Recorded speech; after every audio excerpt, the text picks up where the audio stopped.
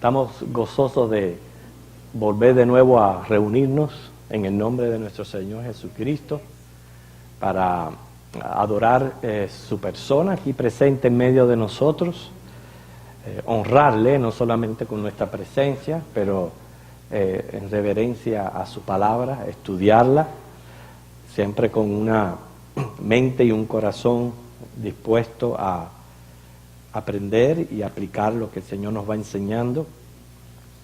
También hemos venido para darle culto a nuestro Dios después en el culto de adoración.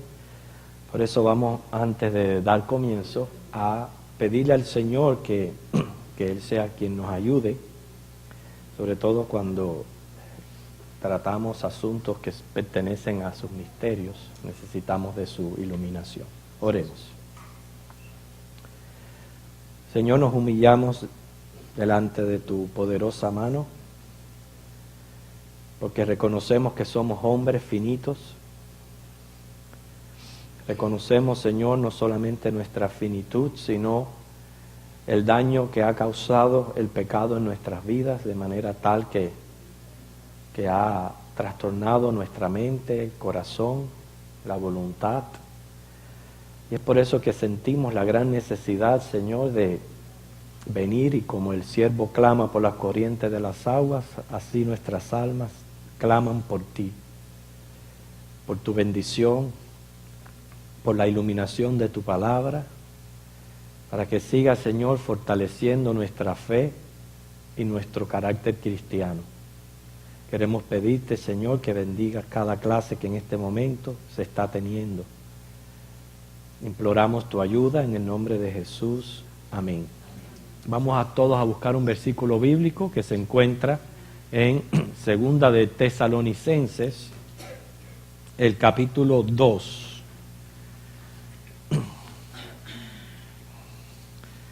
Vamos a estar leyendo los versículos 3 y 4. Y después de leer este versículo, entonces seguimos en esta recapitulación que estamos teniendo del estudio de Apocalipsis. Segunda de Tesalonicenses, capítulo 2, el versículo 3 y 4.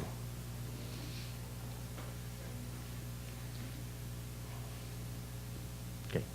Vamos a leerlo todos juntos. Dice: nadie os engañe en ninguna manera, porque no vendrá sin que antes venga la apostasía y se manifieste el hombre de pecado y el hijo de perdición, el cual se opone y se levanta contra todo lo que se llama Dios o es objeto de culto, tanto que se sienta en el templo de Dios como Dios, haciéndose pasar por Dios. Quiero decirle que es sumamente impresionante para mí el hecho de que nos ha tocado vivir prácticamente estos tiempos de apostasía a flor de piel, como se dice. Siempre la apostasía ha existido, pero nunca tan abiertamente como en los días de hoy. Gente que lo que hacen son aberraciones en el nombre de Cristo. Y manifestaciones y señales y prodigios hacen diciendo que viene del cielo, pero lo hacen bajo el poder total del diablo y del anticristo. Y lo triste es que hay muchas personas engañadas por esta apostasía que tenemos hoy día. Estamos recapitulando el libro de Apocalipsis. La idea es dedicar un tiempo a responder preguntas que ustedes puedan tener acerca de cualquier tema del libro estudiado, cualquier cosa que le preocupe, y ayudado siempre por el Espíritu Santo, que es de quien dependemos para poder responder. Y si no tienen preguntas, pues yo tengo bastantes para hacerle, o sea que el tiempo de la clase siempre se va a llenar. ¿Hay alguna pregunta?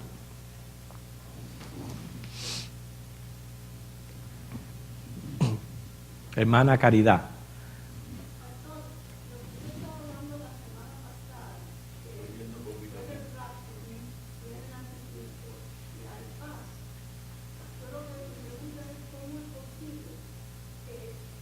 Aunque no sean cristianos, las personas hoy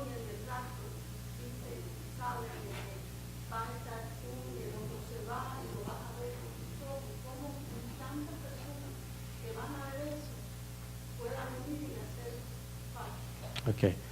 Recuerden que los primeros 3 años y medio de la gran tribulación, que es el caballo blanco, ese es un jinete que sale con un arco sin flecha. Por eso es que se le dice que viene a traer una paz ficticia.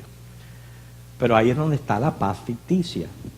Acuérdense que siempre trae un arco. Un arco es un arma.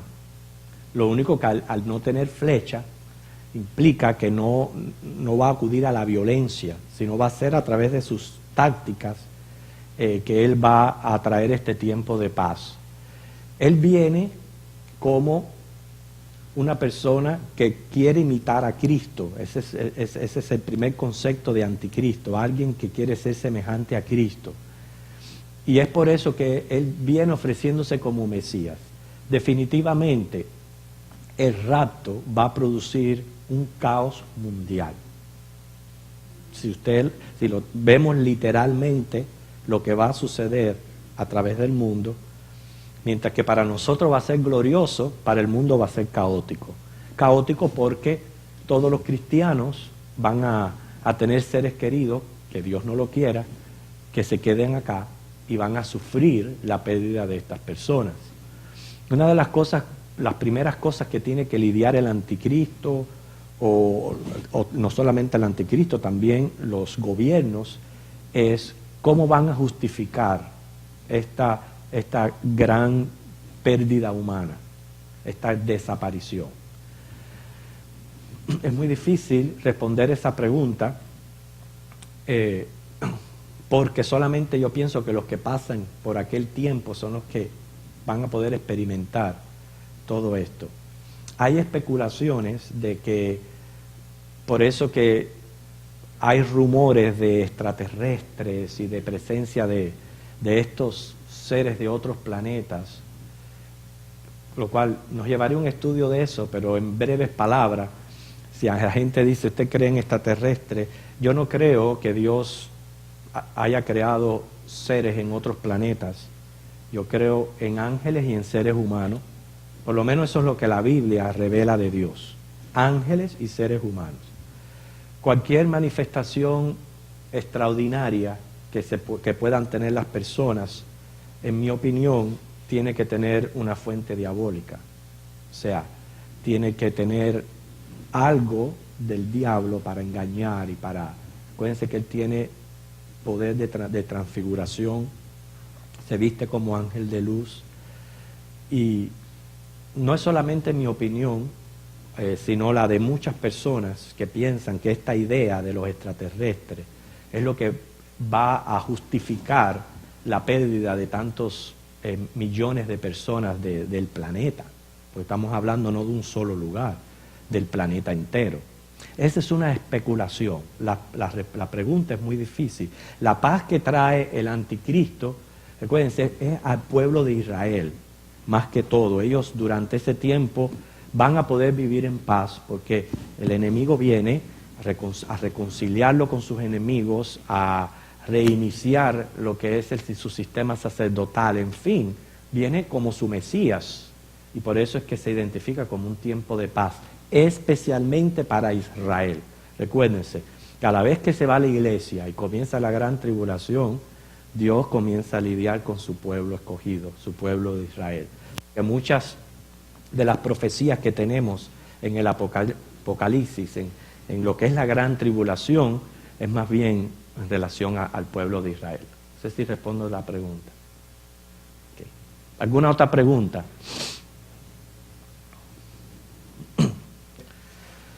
¿Se recuerdan el triple plan del anticristo?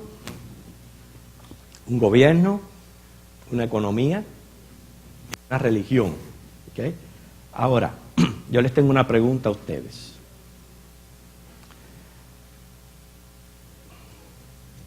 ¿De dónde viene el anticristo? ¿De dónde lo podemos esperar? ¿De dónde viene?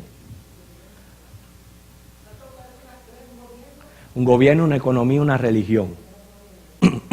¿De dónde viene el anticristo? ¿Y por qué? Vamos a darle primero al hermano Julio, después al hermano Carmelo. A ver, hermano Julio. Ok, muy bien. qué evidencia usted tiene de que viene del pueblo judío?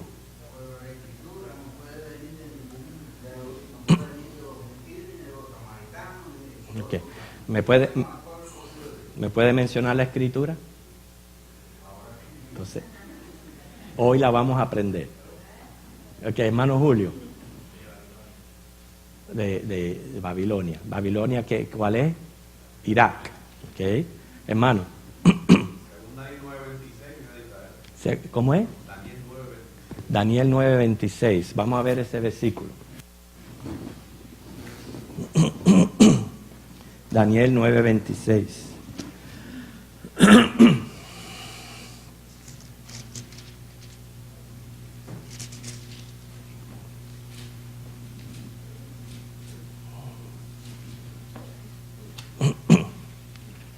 A ver, hermano Carmelo, léamelo usted mismo y dígame por qué usted aplica ese versículo al hecho de que viene de Israel.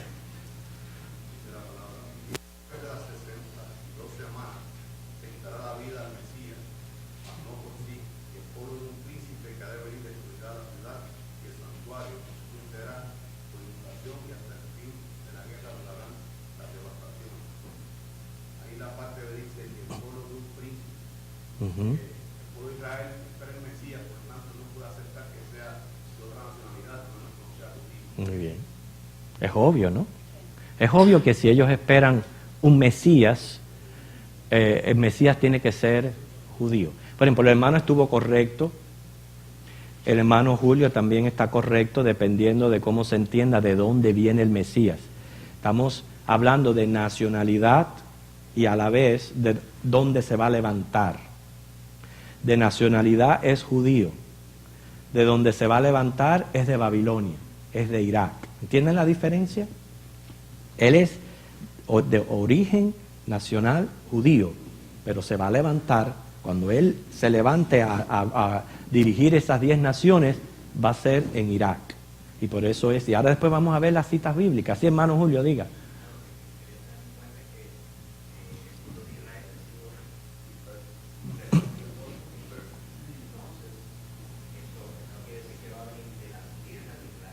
Sí.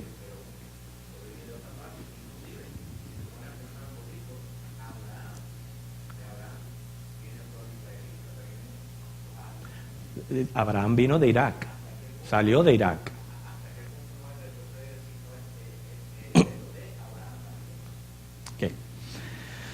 Okay, la pregunta es muy importante porque hoy día también están inclusive ex musulmanes cristianos diciendo de que el anticristo es del origen así del Islam y no es así.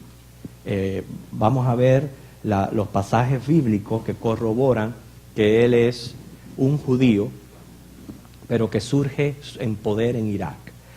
Primeramente, según ya vimos ya no solamente la profecía de Daniel 9, 26 y 27, esta profecía de Daniel 9, 26 y 27 es la que ahí se está viendo claramente que habla del anticristo, porque el versículo 27 dice, y por otra semana confirmará el pacto con muchos.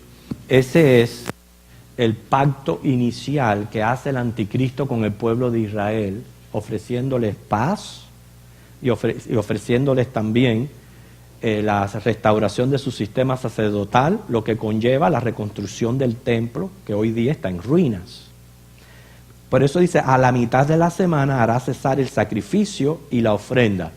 Ahí está hablando, a la mitad de la semana es la mitad de la gran tribulación, ya pasó el caballo blanco, viene ahora el caballo rojo, y es donde yo les digo que a la segunda mitad de la tribulación es más bien la tumultuosa en esos tiempos, donde empiezan a surgir las cosas más drásticamente, porque es cuando ya el Mesías, el anticristo se levanta al dominio global, lo que hasta ahora estuvo haciendo con 10 naciones, ahora viene a hacerlo de manera global, y una de las cosas que hace es que rompe este pacto con el pueblo de Israel. O sea que ahí ya entonces comienza la otra faceta del anticristo, que es ser contra Cristo, contra su pueblo, contra Dios. Okay.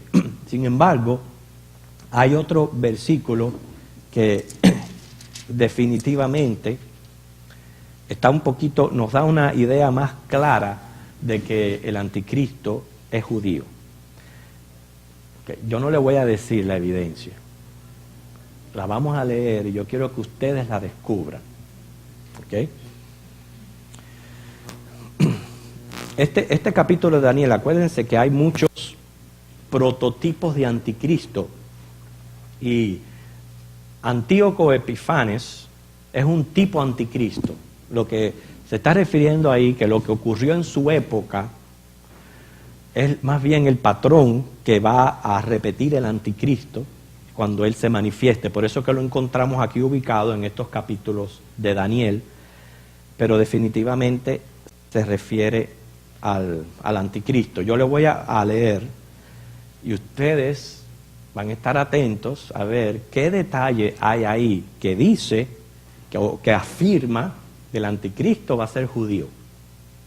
Dice: y el rey hará su voluntad. Ya están en Daniel 11, 36 y 37.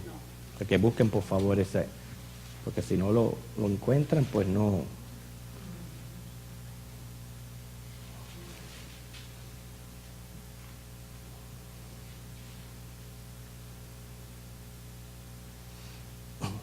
Que Daniel 11, 36 y 37 dice: y el rey hará su voluntad, y se ensorberdecerá y se engrandecerá sobre todo Dios, y contra el Dios de los dioses hablará maravillas y prosperará hasta que sea consumada la ira, porque lo determinado se cumplirá. Del Dios de sus padres no hará caso, ni del amor de las mujeres, ni respetará al Dios alguno, porque sobre todo se engrandecerá. Okay. ¿Dónde está el detalle? Vamos a darle otra oportunidad a otra persona. A ver, Giovanni. Ok, ¿por qué tú lo dices? Porque desde los tiempos de Israel, Jacob, cuando ellos hablaban de Dios, siempre se referían al Dios de nuestros padres. Ok. Bien. Entonces, cuando dice que contra el Dios verdadero se enaltecerá y todo, estamos hablando que viene de esa Dios de esa descendencia. Ok, se va a enaltecer contra el Dios verdadero, pero el Dios de sus padres puede ser Alá. Ok. A ver. Ah, ok. Ese es el detalle que estoy buscando. Ok, hermano, estamos, como dice, estoy jugando con sus mentes. Sí, estoy jugando con su mente porque yo quiero que ustedes aprendan a estudiar la Biblia y a darse cuenta de que hay detalles en la palabra que son bien significativos. ¿Tú entiendes, Giovanni, por qué la gran diferencia de lo que dice ella? Cuando uno menciona el Dios de los padres, puede ser Alá, puede ser Buda, puede ser, pero cuando ahí vemos el detalle que Dios está en mayúscula, ahí donde significa que habla del Dios de los judíos. Fíjense que cuando menciona otros dioses está en minúscula. Entonces, esa es una evidencia bien fuerte de que el anticristo va a ser judío. Dice, no va a hacer caso del Dios con mayúscula de sus padres. Y nosotros sabemos que la única religión, ¿verdad?, que siempre ha sido monoteísta, fueron los judíos. Sí, equivocados con relación al Mesías, eso lo entendemos, están equivocados con relación al Cristo, pero es la única religión monoteísta de donde vino el cristianismo. ¿Entienden la idea? O sea, el cristianismo vino del pueblo judío, porque vino de Cristo. O sea, cuando se refiere ahí al Dios de los padres, definitivamente a los judíos. ¿Ok? Hay otro detalle más en la Biblia, por eso le digo, es importante responder a estas preguntas, pero teniendo una base bíblica para poder darle base a nuestras respuestas. Ezequiel 28, del 2 al 10,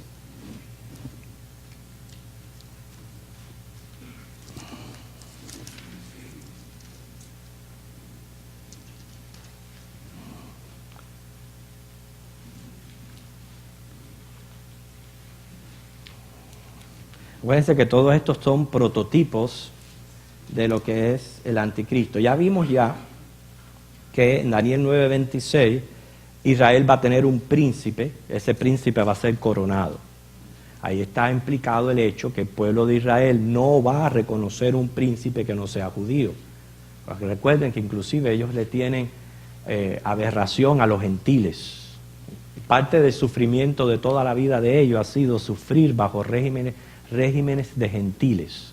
Y cuando venga el Mesías es porque es uno de ellos que viene a liberar. Y ese es el anticristo. Ahora, Ezequiel 28, del 2 al 10, vemos que aquí está el anticristo representado por el príncipe de Tiro, como Satán es representado por el rey de Tiro, en los versículos 12 al 19, y vemos que aquí habla, y ustedes después lo leen en su casa, pero ese es el detalle, que pertenece a la circuncisión, porque dice el versículo 10, de muerte de incircuncisos. Ahí hace una diferencia ahí, de entre el que es circuncidado y el incircunciso, y el circuncidado es judío. Según las palabras de Jesús, Juan capítulo 5, versículo 43. Juan 5, 43.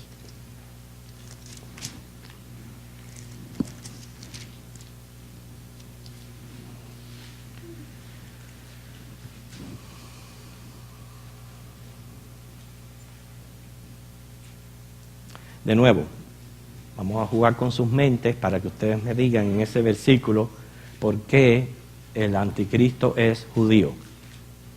Juan 5, 43. Dice, yo he venido en nombre de mi Padre y no me recibís. Si otro viniere en su propio nombre, a ese recibiréis. Está difícil, ¿no? Si otro viniere en su propio nombre, a ese recibiréis. O sea, Jesús está hablando aquí de su venida como Mesías y que no lo recibieron, pero que cuando venga el anticristo, a él sí lo van a recibir. Okay. Les voy a ayudar un poquito. El detalle aquí está en el uso del griego para otro. Dice ahí, yo y no me recibí, si otro. Ese otro puede entenderse de dos maneras.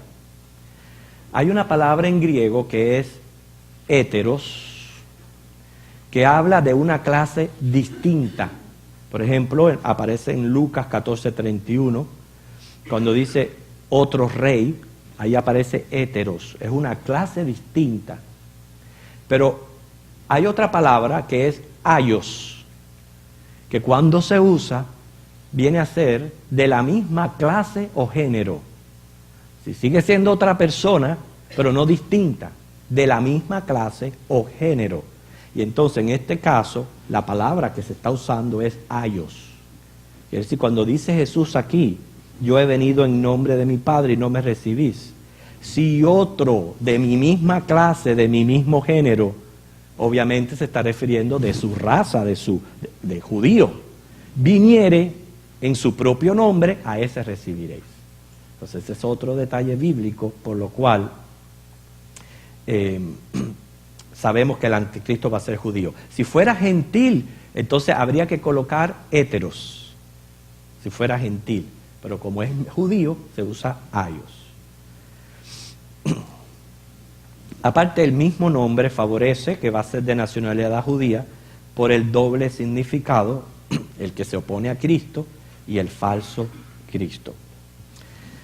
¿Alguna pregunta acerca de por qué decimos el anticristo va a ser judío? A pesar de las opiniones que hay por ahí diciendo que va a ser musulmán, etcétera, etcétera.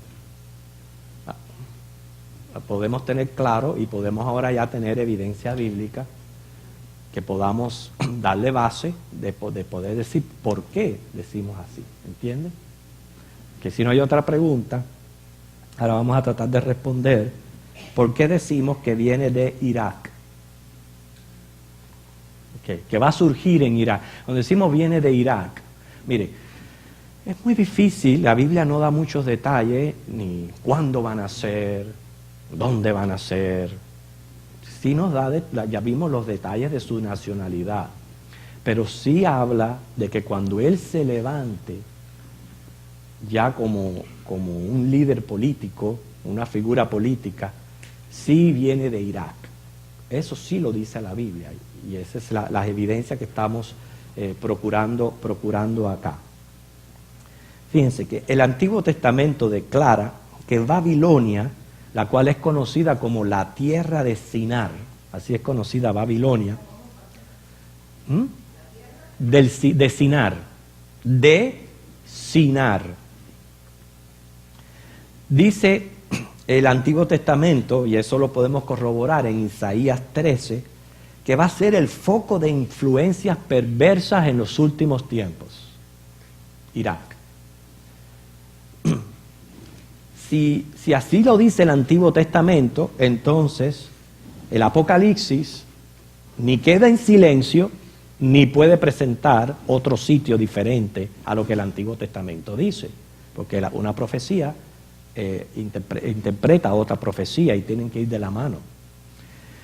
El Antiguo Testamento habla de un individuo de supremo poder que se relacionará con esta iniquidad y es llamado el rey de Babilonia.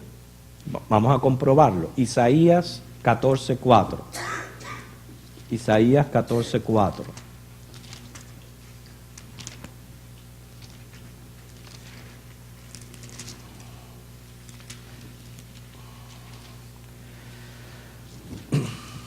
No olvidemos el concepto que muchas de las profecías apocalípticas, sobre todo que están en el Antiguo Testamento, van a hallar un doble cumplimiento. Un cumplimiento en su tiempo, en el tiempo que es dada la profecía, pero va a ser a su vez tipo de lo que va a ocurrir en el futuro. Entonces, tenemos que tener esa mentalidad a la hora de entender estas profecías que son un poquito difíciles. Isaías 14:4 dice: pronunciarás este proverbio contra el rey de Babilonia y dirás: ¿cómo paró el opresor? ¿Cómo acabó la ciudad codiciosa de oro? En fin, todo el capítulo se está refiriendo al rey de Babilonia, al rey de Irak. Y es uno de los pasajes bíblicos que usamos para conocer un poquito del trasfondo de Lucifer. ¿No es cierto? Los versículos 12 en adelante, no lo leemos y sabemos que se está refiriendo a Lucifer. ¿Cómo caíste del cielo, oh lucero, hijo de la mañana? Contado fuiste por tierra, tú que debilitabas a las naciones. Tú que decías en tu corazón: subiré al cielo, en lo alto, junto a las estrellas de Dios. Levantaré mi trono y en el monte del testimonio me sentaré a los lados del norte. Sobre las alturas de las nubes subiré y seré semejante al Altísimo. Mas tú derribado eres hasta el Seol, a los lados del abismo. Ahí hay una referencia a Lucifer. A la caída del diablo y la razón por la cual él cayó, por hacerse semejante al Altísimo. Entonces, el capítulo habla del rey de Babilonia. Sí, en aquel tiempo, esta profecía se estaba cumpliendo en el rey de Babilonia, pero es tipo del anticristo o del diablo cuando venga en su manifestación. Porque las profecías tienen que ir de acorde unas con otras, y no pueden haber dos individuos soberanos. Tampoco pueden existir dos ciudades donde este soberano haga su sede en la misma área al mismo tiempo. Entonces, podemos deducir por Isaías 14 que el anticristo va a hacer su sede en Irak. Y luego, fíjense, él hace su sede allí, y luego, debido a las guerras, él va a verse obligado a regresar a Palestina y va a establecer su cuartel general entre el Jerusalén y el Mediterráneo. Pero cuando él inicia en Irak. Aparte de eso, hay otra profecía bien interesante con referencia a Irak, y nosotros lo estuvimos estudiando aquí, que más bien ahora tiene que ver con el Israel apóstata y su relación con el anticristo, que se encuentra en Zacarías capítulo 5. Ustedes saben que después de Apocalipsis vamos a estudiar Zacarías, quiere decir que con más detalle vamos a estudiar esta profecía que hay aquí.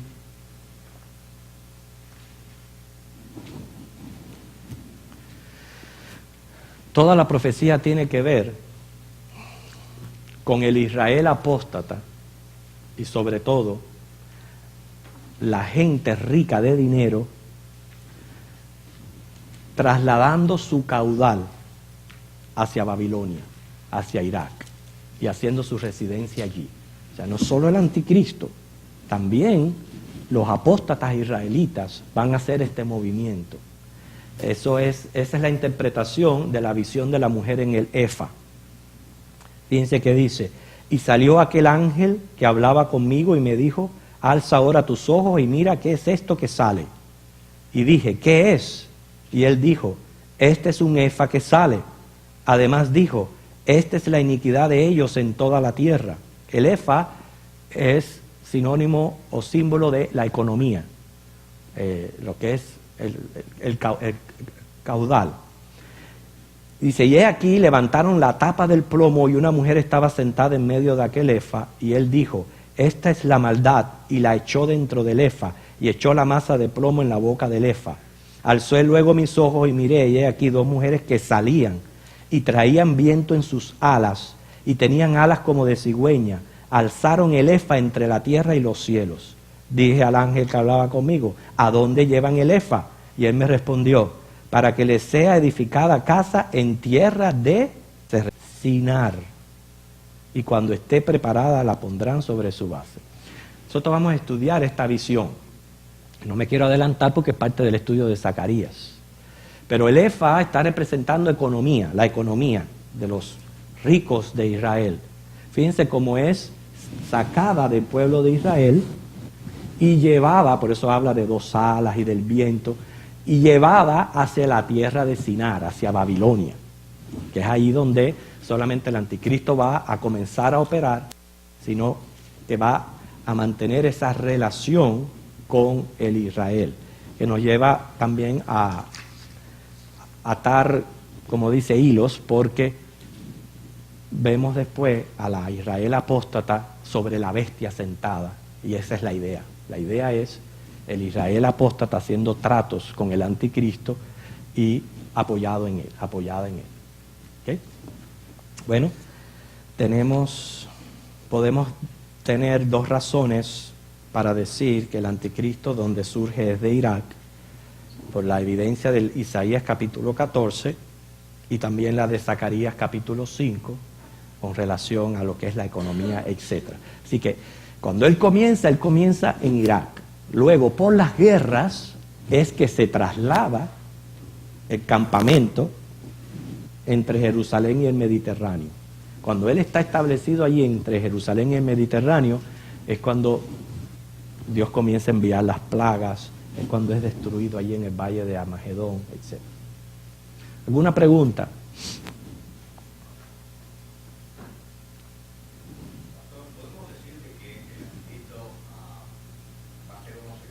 Sí.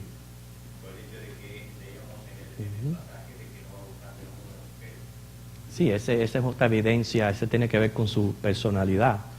Es esa otra evidencia bíblica de que puede tener esa tendencia. Hay dos especulaciones al respecto. Número uno, que puede ser homosexual o, como él viene imitando a Cristo, y Cristo nunca se casó, ni tuvo que ver con relaciones humanas, él viene haciendo lo mismo. Puede ser cualquiera de las dos interpretaciones. ¿Entiendes? Puede ser uno o puede ser otro. Por la influencia que hay hoy día del homosexualismo, está apuntando hacia eso, pero no necesariamente está la otra posibilidad por el hecho de saber que él viene imitando a Cristo. Okay. Hermana Ginny.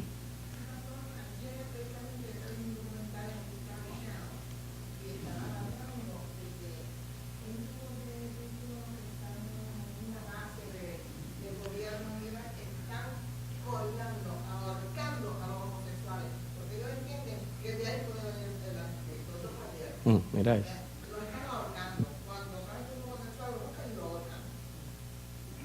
Wow. Sí. Bueno, vamos a seguir con este tema, hermano, porque acuérdense que el tema del anticristo es importante cuando estudiamos el Apocalipsis, porque no olviden que desde el capítulo 6 hasta el 18 es dedicado prácticamente a este personaje, a este tema.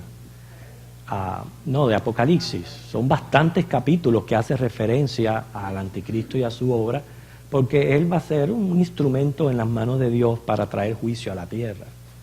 Acuérdense que ese detalle lo sabemos porque la Biblia dice se le dio poder.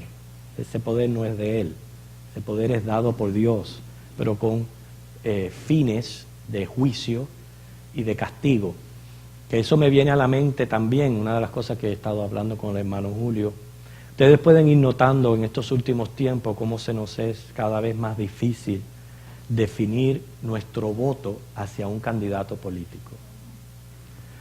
Y no puede tomarnos por sorpresa que quienes salgan elegidos sean los menos calificados, según nuestra mentalidad cristiana y bíblica. ¿Por qué? Porque muchos de estos dignatarios son puestos precisamente por Dios, pero para juicio, para castigo. Porque al ellos hacer cosas malas y decisiones malas, y el pueblo seguirlo y apoyarlo, todo eso trae castigo de parte de Dios a los pueblos y a las naciones. Por eso viene el anticristo. El anticristo no viene de su propia voluntad. El anticristo viene porque es enviado por Dios para juicio, aunque es el mismo maligno y el mismo diablo, va a ser un instrumento que Dios va a usar para el ejecuto de sus juicios. No solamente el anticristo, los líderes de las naciones que en ese momento sean sus aliados, y también lo que es la naturaleza, Dios la va a usar para juicio. Pero esos son medios, ¿sí, hermano Carmelo?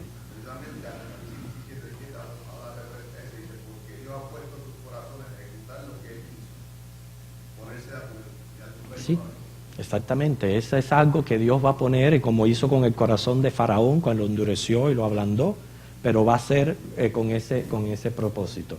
Entonces, en esta recapitulación estamos teniendo una idea correcta, aunque no tenemos la respuesta a todas las preguntas, de la carrera del anticristo. ¿Qué significa el número 666? ¿Qué significa?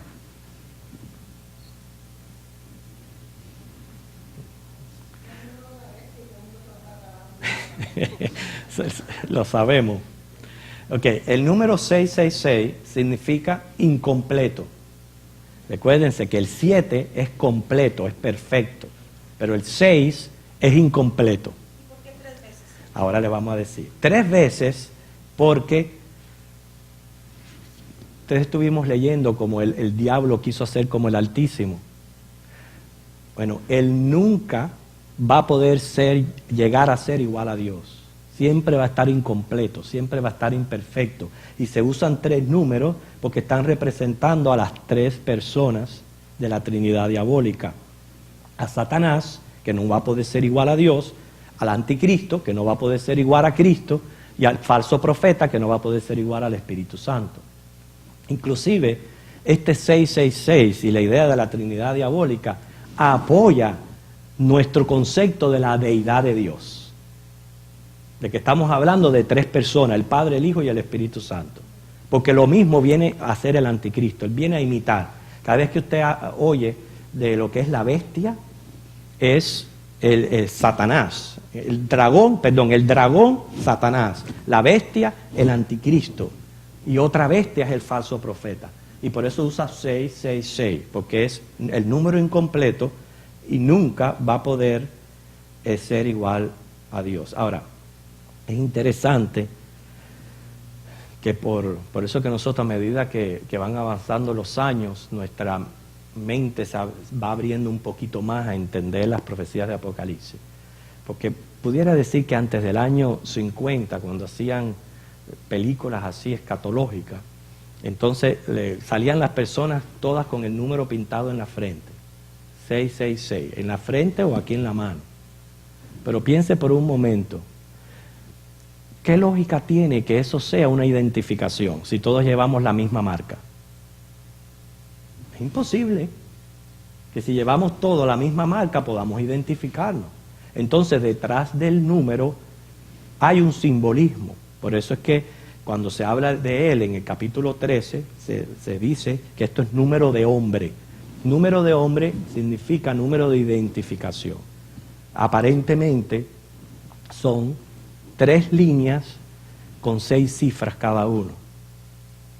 Y hace que sea perfecta la identificación y que no pueda ser repetida en todos los habitantes de la Tierra, en todos los billones de la Tierra. Hablamos de la fecha de nacimiento. ¿Cuántos números se usan? 6.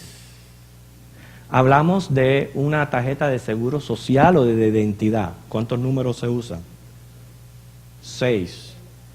Si usted no lo sabía, los 3 primeros números de su Social Security es el área donde usted se registró. Ese número lo pueden llevar un montón de personas, porque ese es el área donde usted hizo su tarjeta de identidad. Pero los otros 6 es su número de Social Security. ¿Ok? Son 6 también. Y otra cifra puede ser que la podamos ver hoy día, o que sea un sistema que sea inaugurado en ese tiempo cuando el anticristo se levante. Tiene que ser un número de transacción bancaria o financiera que también tenga 6 números. Entonces, ustedes pueden ver el número de hombre, nunca se va a poder duplicar. Va a ser como nuestras huellas. Nadie va a poder ser igual a otros cuando se habla de 3 líneas de 6 números cada uno. Es imposible que sea igual uno con otro. Entonces, ahí es donde está el misterio de lo que es este número del 666.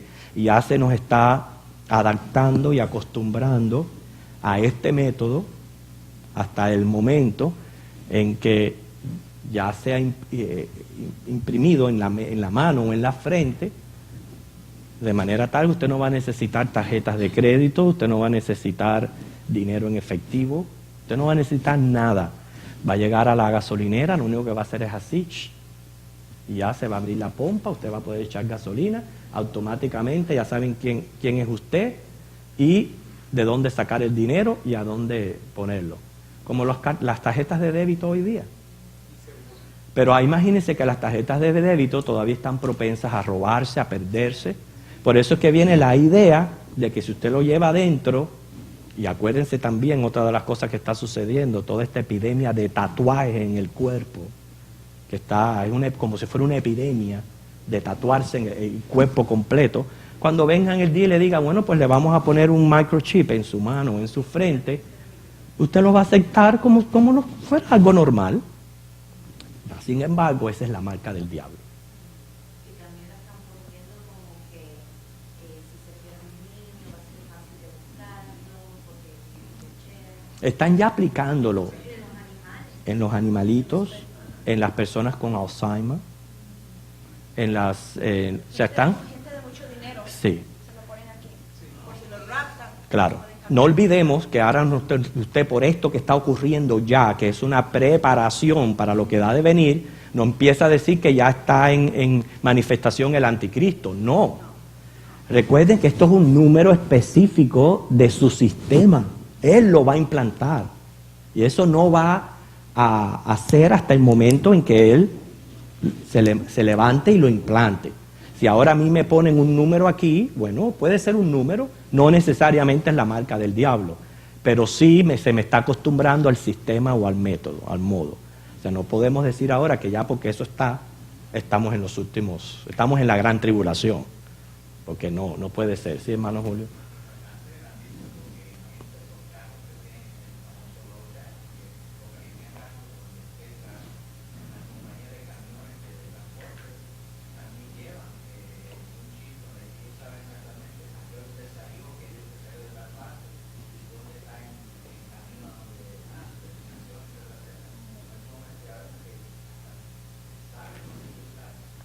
Exactamente, eso inclusive va a colaborar con este tiempo de paz que mencionó la hermana Caridad al principio, porque va a ir disminuyendo la criminalidad, los robos, todas esas cosas, porque cada vez se va a ser más imposible poder robar identidad o robar cualquier cosa, cada vez va a ser más difícil y va a bajar la criminalidad, todo colaborando a ese tiempo de paz que trae el anticristo en esos tiempos. ¿Alguna pregunta? Okay. Sí, hermano.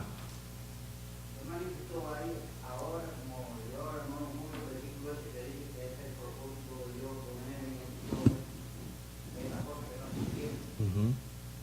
Nosotros como iglesia tenemos que mirar esto que sucede y vernos cómo tratar de no involucrarnos en votos que no apoya esa situación. Es lo que yo me hago la pregunta. La gente que tiene que estar pendiente a eso. Hermano, cuando se trata de eso, yo no involucro a la iglesia. Ya eso es una opinión política donde cada persona individualmente, como ciudadano, según sus convicciones, tiene que saber qué hacer y qué no hacer. No podemos como iglesia promover una cosa o otra. Esa parte sí hay que dejarla a que cada cual como ciudadano sea quien tenga su opinión, porque en política eso sí que es un arma de doble filo. Es un arma de doble filo. La pregunta viene, puede haber esa misma Sí. hay que saber. Claro.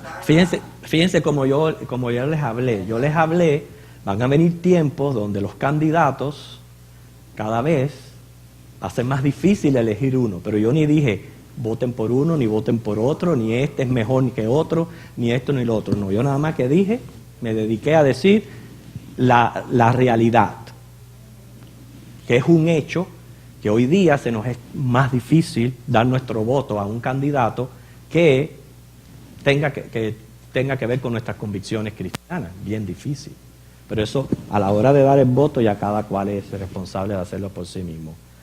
Ok, esta mujer encinta que aparece en el capítulo 12 de Apocalipsis, una mujer encinta con dolores de parto, ¿a quién se refiere? Capítulo 12 de Apocalipsis, una mujer encinta con dolores de parto. Y después da luz a un hijo varón. Nadie sabe lo que es así a grandes rasgos. ¿Quién es?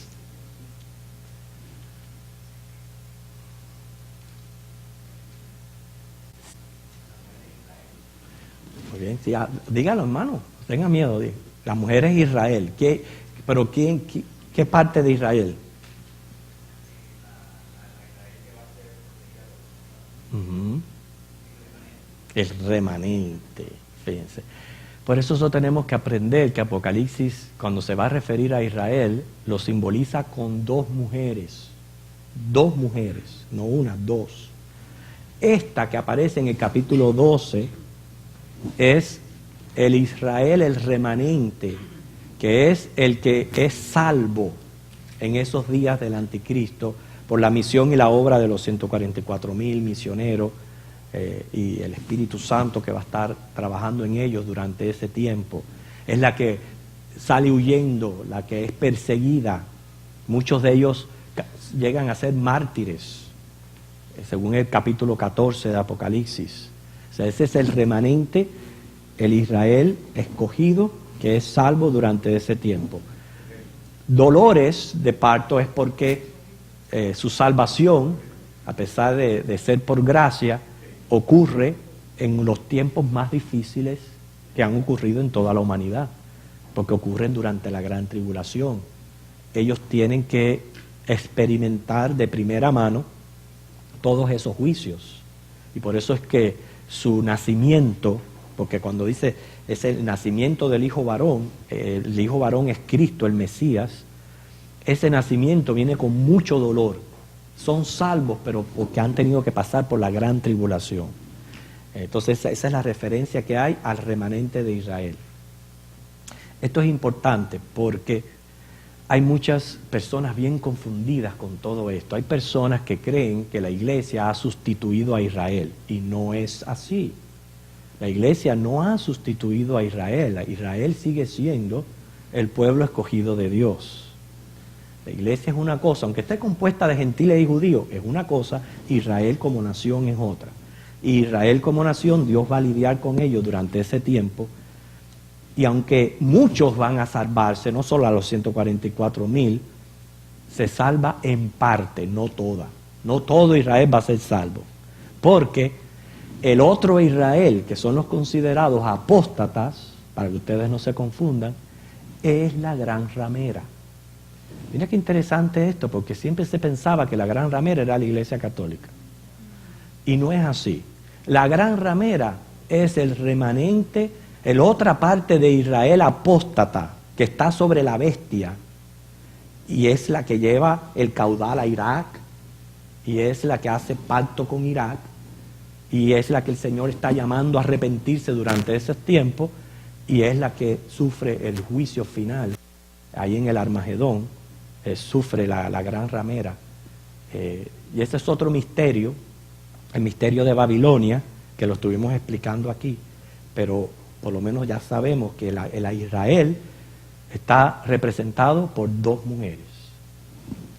La que está para dar a luz y la que está sentada sobre la bestia.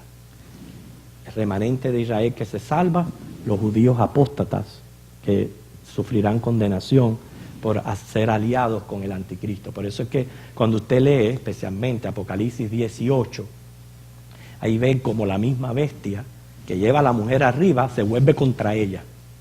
O sea, el anticristo se vuelve contra sus mismos aliados judíos. O sea que todos esos temas son bien interesantes. Y por eso es que la Biblia lo pone como el misterio de la gran ramera. Y no podemos olvidar, Babilonia tiene un significado triple. Ok, les hago esta pregunta, ya estamos por terminar. Cuando buscamos el significado literal para Babilonia, ¿a qué se refiere? El significado literal de Babilonia, ¿a qué se refiere? Julio. Literal, es Irak. Geográficamente Irak, como nación. O sea, esa es la Babilonia literal, Irak. Y va a venir juicio contra Irak. Por eso el capítulo 17 de Apocalipsis habla de un terremoto en esa gran ciudad, etcétera. Es algo ya geográfico, directo, que Dios va a lidiar contra este lugar de donde ha surgido el anticristo. O sea, Dios va a hacer juicio especial con Irak. No es Roma, no es Roma. Por eso es que esto es importante que nosotros lo estudiemos. Cuando decimos la Babilonia espiritual, ¿a qué se refiere? Babilonia espiritual.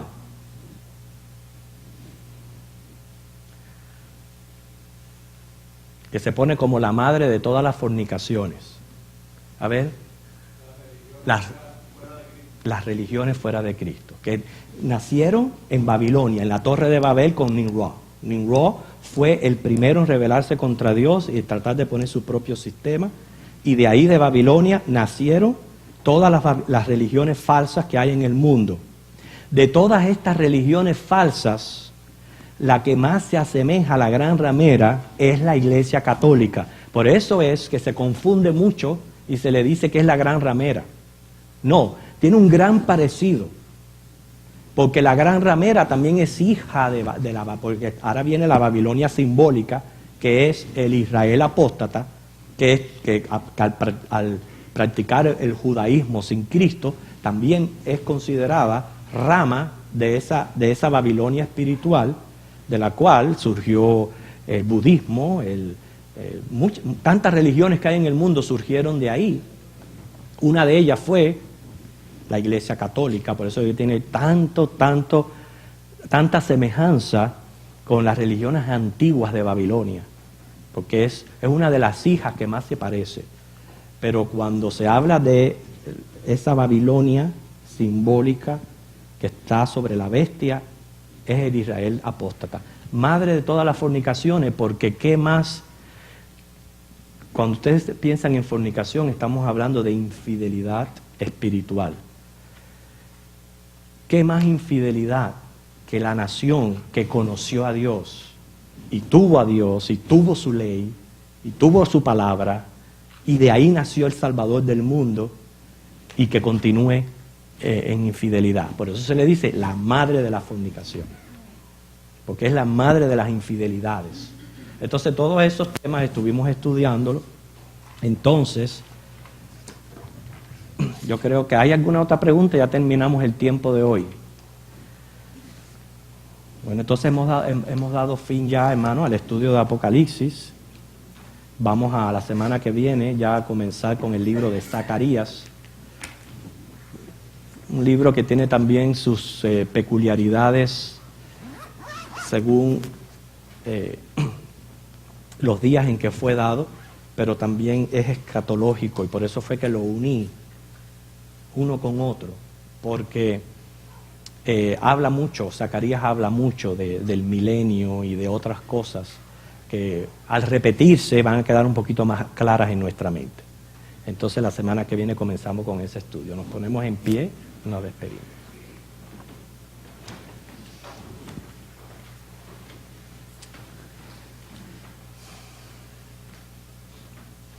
Te alabamos, te glorificamos, Señor Jesucristo, por ser nuestro Mesías, nuestro Salvador. No solamente por eso, sino también por habernos dado tu palabra profética, que es segura. Ayúdanos, Señor, a crecer en conocimiento tuyo. Y yo sé que dijimos que es imposible a veces poder recordar todos estos detalles en nuestra mente, pero tú envías tu palabra y no regresa vacía, y en el momento apropiado vamos a poder, Señor, detectar la mentira y poder, Señor, asegurarnos en ti y en tus promesas. Queremos pedirte también que bendigas el culto de adoración que ha de continuar en el nombre de Jesús. Amén.